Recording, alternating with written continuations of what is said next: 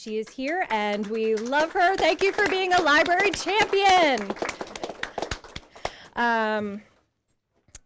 Let's see, who else do we have here? Rachel Lynch from the Sussex County Department of Libraries, and Kathy Graybeal, who is wonderful. Selbyville Town Council. I see Mayor Murray over there and Stacy Long, the town manager. If you're also from the town, I'm sorry I didn't see you, but thank you for being here and supporting this. Sussex County, Selbyville Public Library Board of Commissioners, for all the hard work, and anyone who has served on the board. I'm looking at some faces here.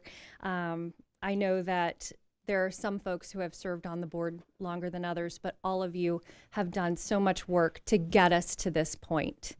Let's see, our Kay Wheatley, who wears all the hats in library land throughout the state. We thank you today, Kay. Friends of the Selbyville Public Library, hi, thank you for being supporters. Everyone needs good friends, and we are so glad we have them.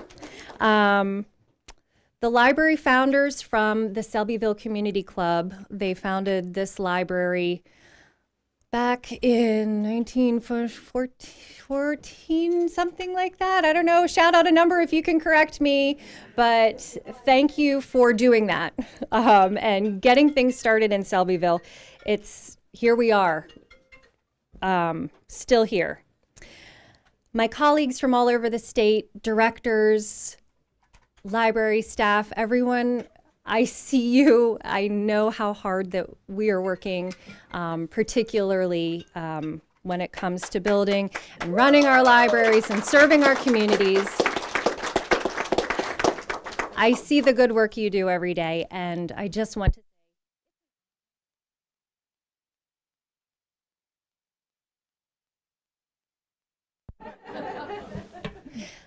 the staff of the Selbyville Library.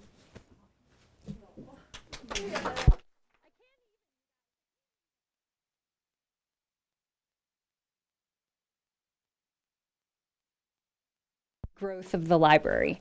There is a very special person here. Her name is Lynn Massey.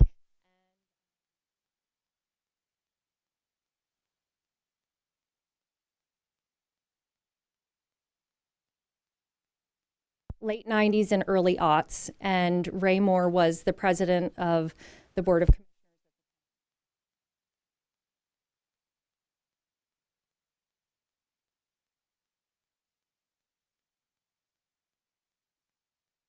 Who had his business here and his house over there.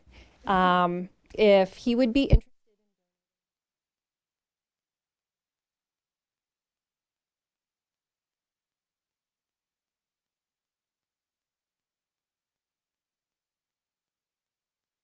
Thank you so much, Dr. Asher and Paul.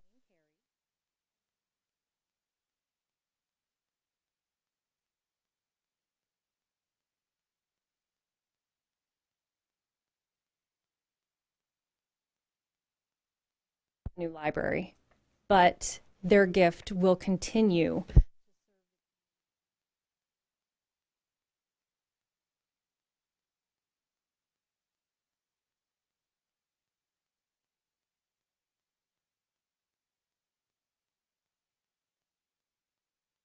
This was my childhood library, and I grew up coming.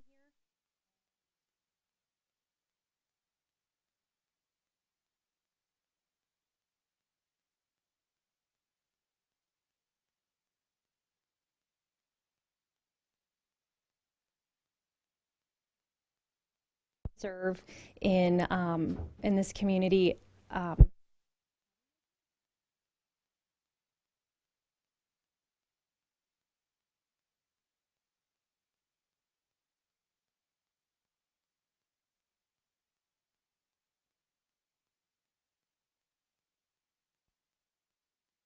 Being introduced when you talk about friends.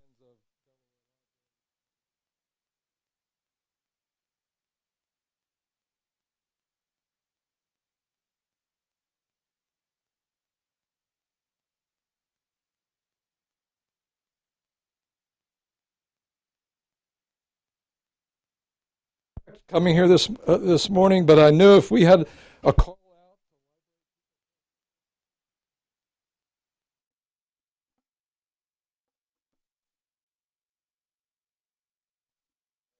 that we're making today to use federal money, courtesy of our president and our congressional delegation, to really supercharge our library capital campaign here in our state. Yesterday, I went to visit 2 deployments of our National Guards. First at the Moore's Children's Hospital outside of Wilmington, and secondly in a long-term care facility. And I was there to really thank them for the work that they've done over the last month, really, to help us with the really serious problem that we had with capacity at our hospitals being overrun by the holiday New Year's surge in COVID cases across our state. On January the 12th, we had 759 Delawareans hospitalized from Tidal Health over in Seaford to BB Bay Health all the way up to Christiana Care. Yesterday, there were 144. Wow. Yeah. You want to talk about making a governor happy? That is happiness. And I went to thank all those guardsmen and women, and the thing that struck me the most was that they're kids. I mean, I'm getting old. But, I mean, I'm talking about 22, 23, 24, 25, and their willingness to do what they did, to be deployed to our hospitals to provide support for the hospital personnel that were really under the gun.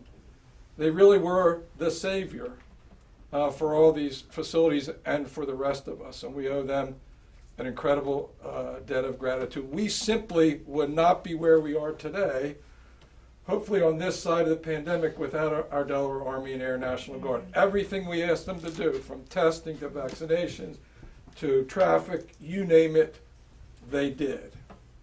The other thing that's been critical in our response to COVID was the resources we got from our federal government.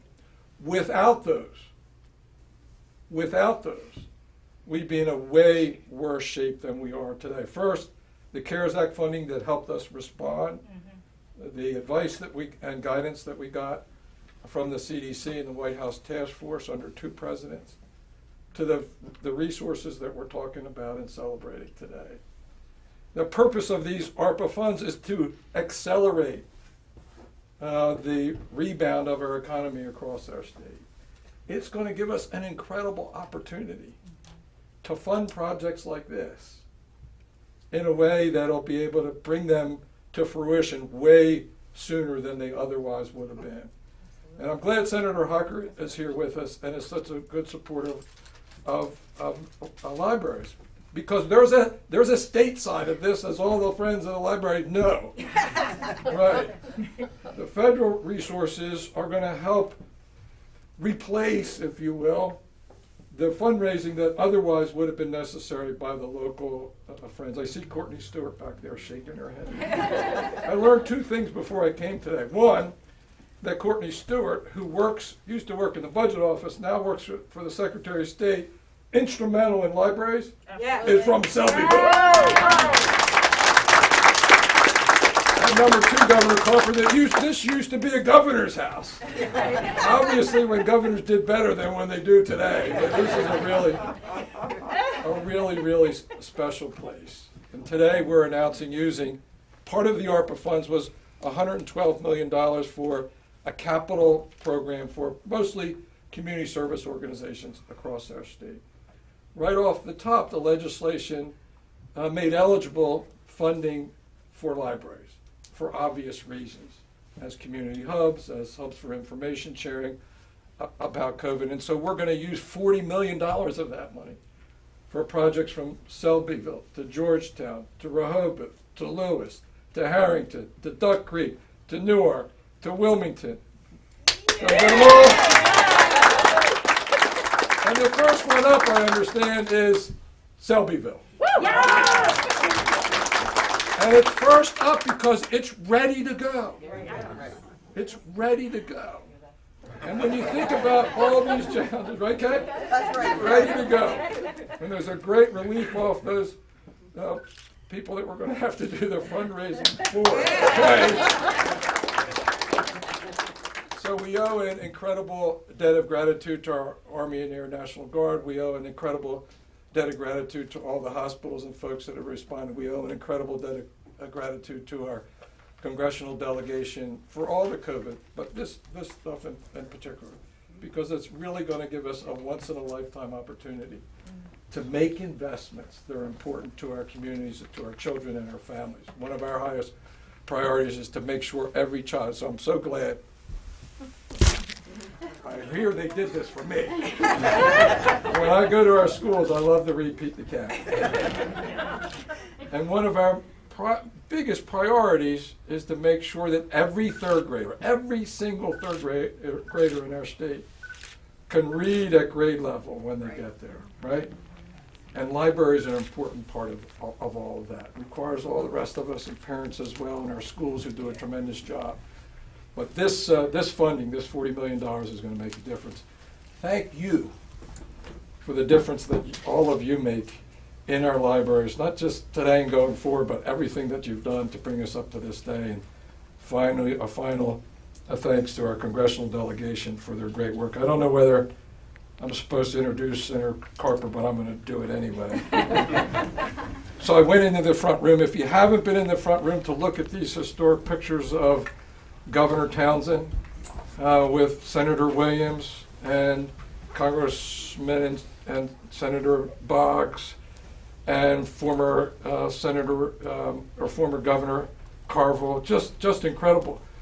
You'll see somebody that looks a little bit like this guy 30-some years ago.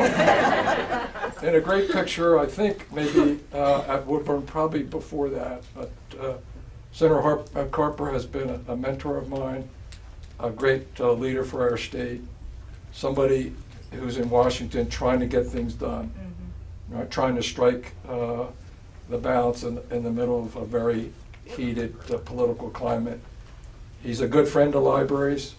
I think it was under his term as governor that we created the framework that drives fundraising and funding for capital programs. It's just a real privilege to introduce Senator Tom Carper.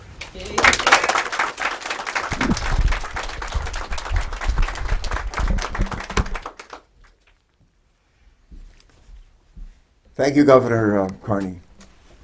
Please remain standing. Please? I don't get this. You ever heard the term getting the band back together? A great thing to be here with our governor and Lisa and I. Like, we were a team, and in a very real sense, we still are. Chris Coons can't be with us today. He is in Munich for a Munich security gathering, and given what's going on in the Ukraine and in other parts of the world, it's an important place for him to be. He sends his best. Yesterday, earlier this week, I hosted a lunch in the Senate dining room. We just sort of like reopened for business, and hope those of you maybe even want to come down and bring some friends or family and visit our nation's capital. We're open for business again. I want you to come down and see your nation's capital. But I hosted about 8 or 9 members of my team who are fairly new. They've come in the last year. And what we have a tradition is people join my Senate team. The new people, I take them to lunch in the Senate dining room, which is a real special treat for them, and I think for me too. And we all gather around this table, at 10 or 11 of us. And what I did is I literally went around the table and I asked everybody to, just an icebreaker, they knew each other some, but not real well. But I asked her, tell us about your first car. And so people went around, they told really funny stories about their first car.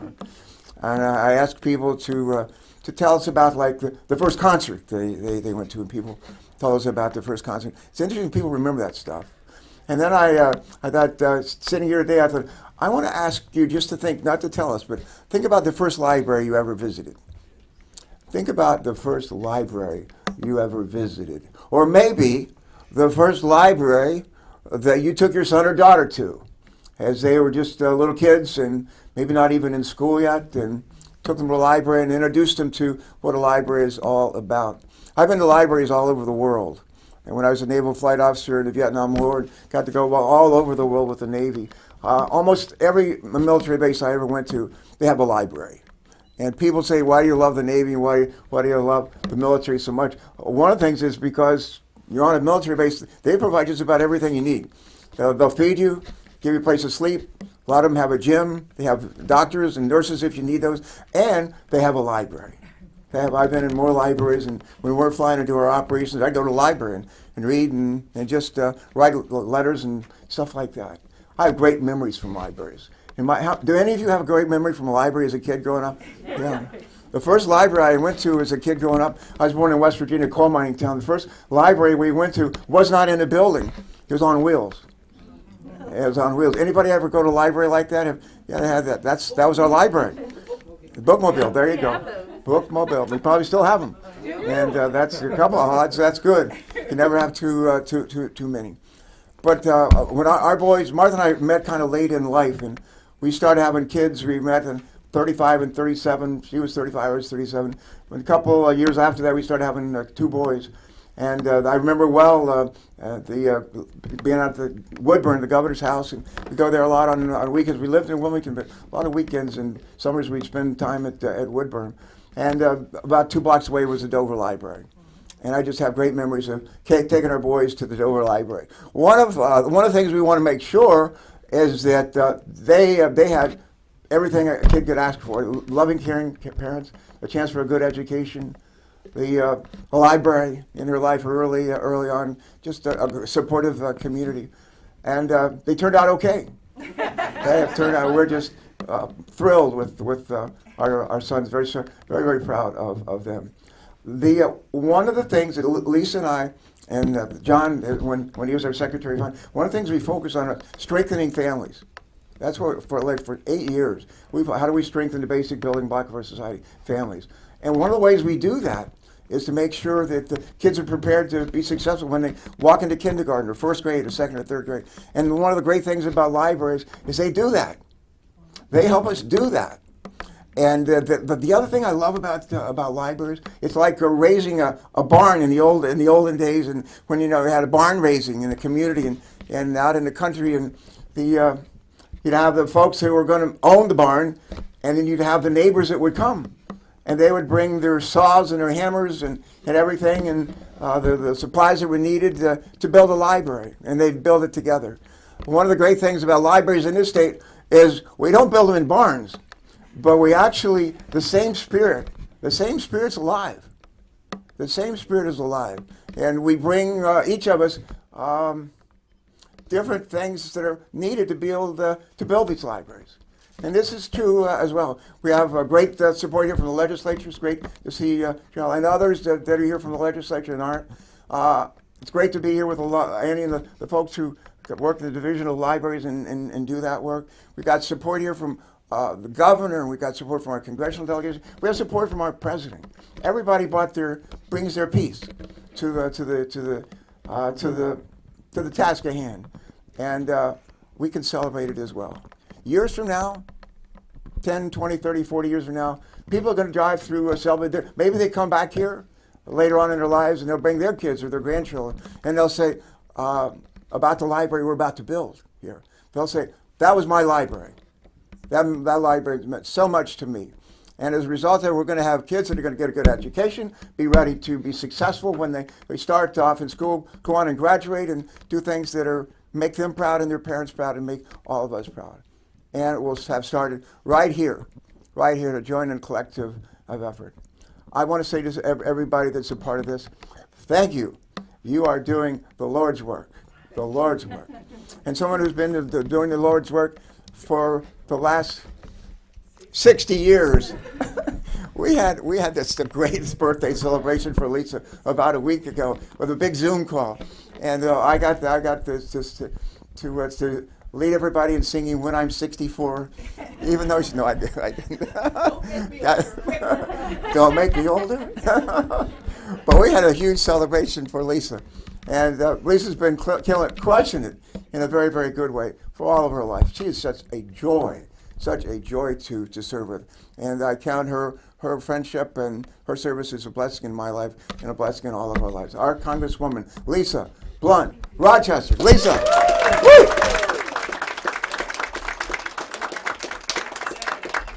Good morning, everybody. Good morning. That was a special good morning for our governor. And I say that because, first of all, he mentioned our mentor, Senator Tom Carper, who, as he said, put the band back together and keeps the band going. And we thank him for all of his work. But the governor highlighted everybody else who was instrumental in us being able to aggressively attack a pandemic of proportions we've never seen in our lives. And I want to take a minute for us to thank him for his leadership, for getting us to this place.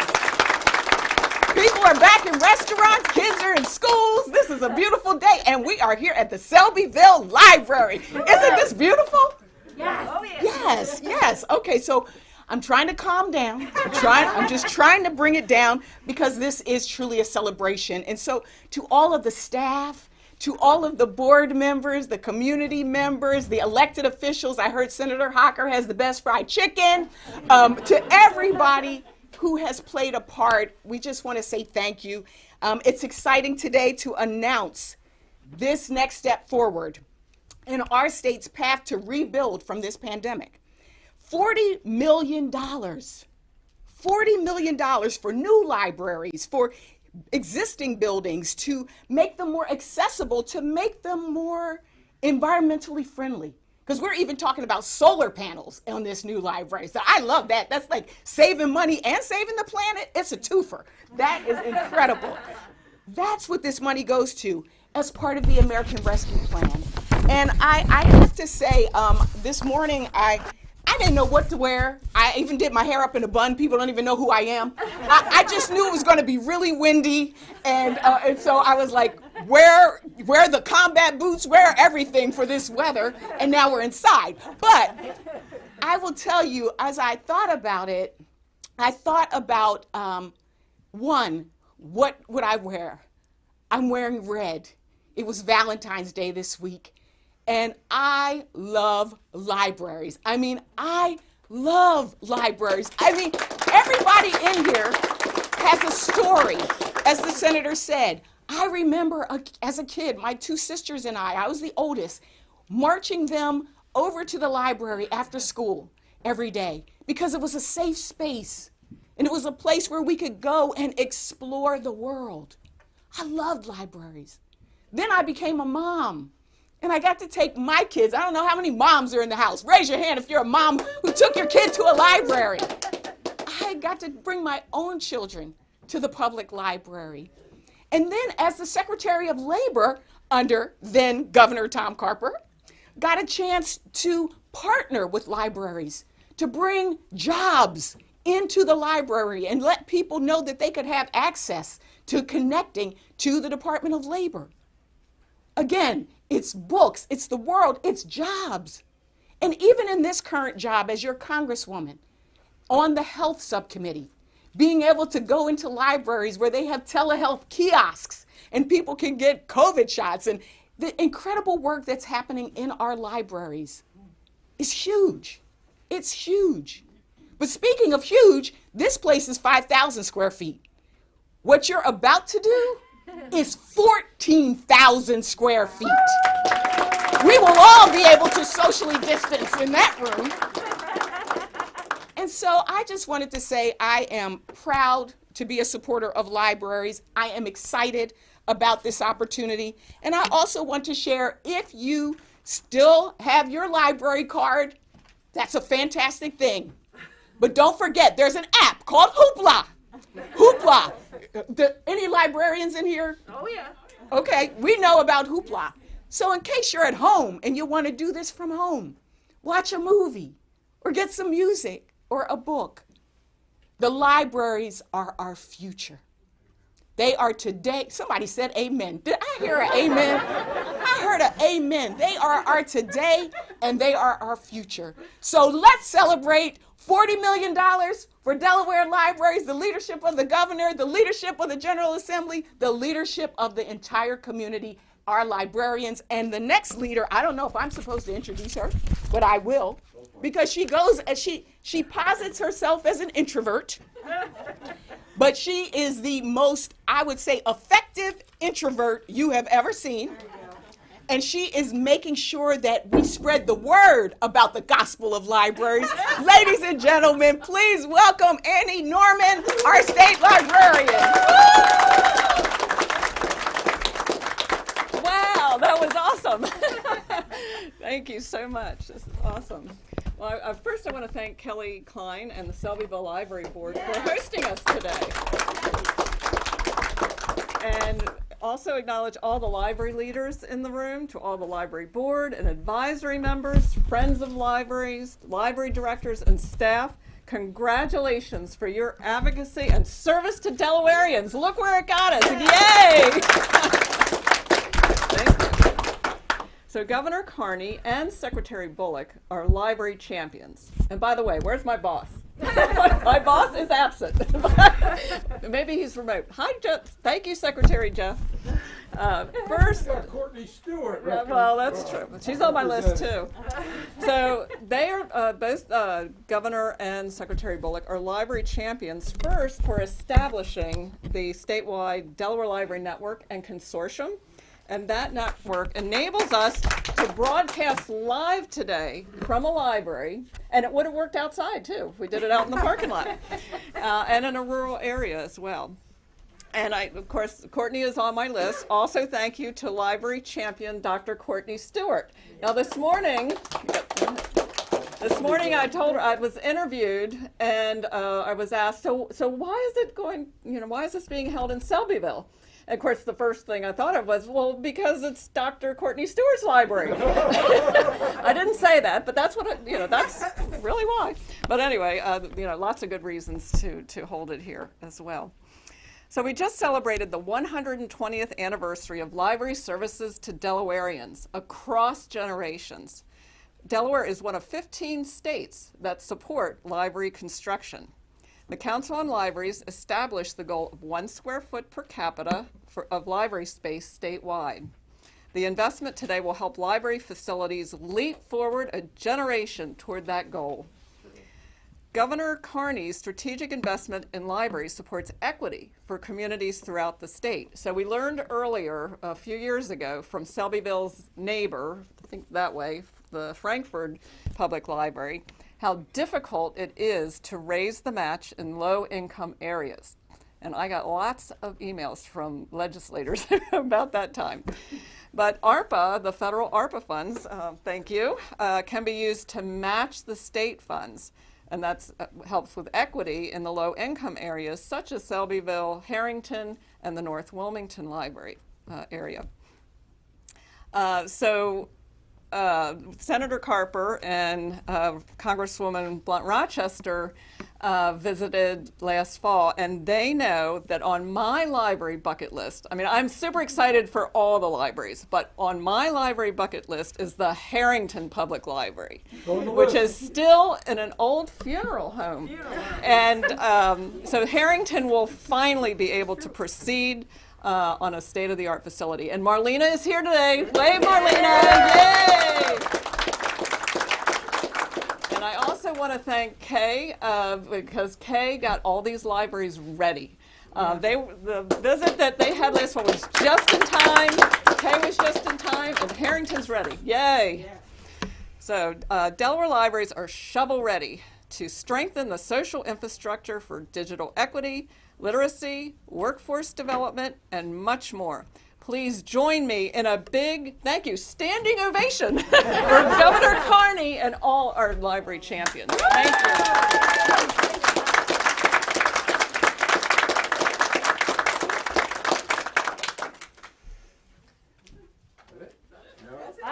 Hey, yeah, there are refreshments, everybody. Okay. John, can you come over for just a second, please? I was privileged to be your governor from '93 to 2001. It was a great role. We couldn't be a governor at a better time in the history of our state. Had a Democratic Senate, Republican House, had a great team around me. And with a team this strong, even I looked like I knew what I was doing most days. John Carney's been governor through one of the toughest times in our nation's history, one of the toughest times in our state history. And he has led us with courage, with dignity, and with huge energy. And he's done it in a way of incredible humility as well. And I want to publicly acknowledge and thank him for that. A lot of times the media reports on, we just had breakfast early this morning nearby Starbucks, and we had a member of the press with us. We talked a little bit about the nature and how the press has changed over years. The media tends to focus a little bit more, if you haven't noticed, on negative news, not always on the positives. I just want to close out with a couple of positives. And John has lived this, but as our governor. But Winston Churchill used to say, "When you're going through hell, keep going. When you're going through hell, keep going." He also said that the democracy is the worst form of government devised by wit of man, except for all the rest. This is a tough way to govern. We've gone through hell. We've gone through hell. But here's some good news. The number of, unfortunately, we still have people that are hospitalized, some people whose lives will be lost this day, this week. The numbers are coming down, way down. But if you look at the folks that are testing positives, just in the last month, those numbers are down by well more than half. And we haven't exactly put the pandemic in our rearview mirror, but we're getting there. We're getting there, and the key is when you're going through hell, keep going and figure out what to do that works, and it works. But here's the really good news. Unemployment numbers, we created more in the last year more new jobs in this country than I think maybe any 12-month period in the history of our nation. And that's the efforts and the thanks of a lot of our people. But we're heading back in the right direction. And we can be grateful for all of that. Thank you, John, for your extraordinary leadership and others in this room that are responsible for that. But this is a day to celebrate. We have one more reason to celebrate. Thank you so much.